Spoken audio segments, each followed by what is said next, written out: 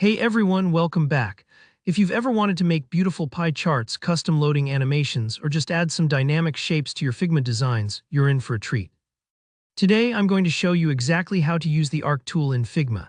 By the end of this quick tutorial, you'll know how to create and customize arcs with precision, opening up a whole new world of shape possibilities for your projects. Ready? Let's jump right in. So the first thing you want to do is open up Figma.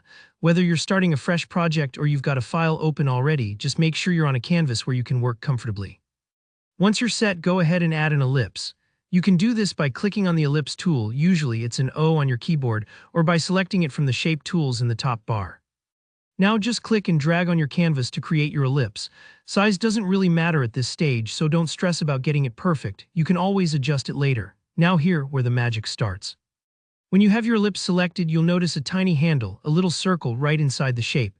That's your clue that the arc features are ready to go. Take your cursor, hover over that small handle, and then start dragging it towards the center of your ellipse.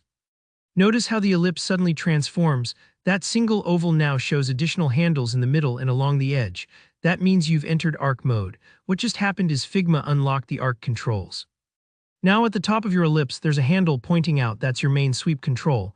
If you click and drag this, you'll see the arc's area decrease or increase. Think of it like slicing a pizza. The more you drag, the smaller your slice becomes. It's perfect for creating pie charts or those circular progress bars you see in dashboards.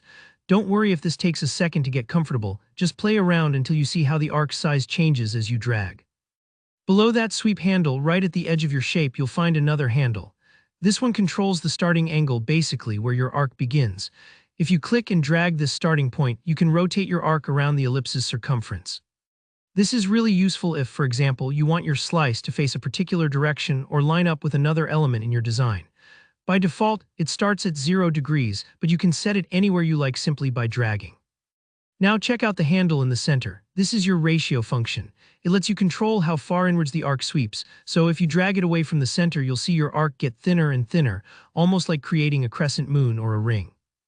If you keep dragging, you'll make the arc's main area shrink and a new inner circle appears, turning your shape into something that resembles the letter C. This is fantastic for making modern icons, decorative borders, or even inventive graphs.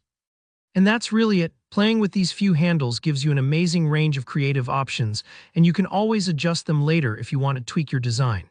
Don't be afraid to experiment, it's the best way to learn. If you found this tip helpful, make sure to give the video a thumbs up.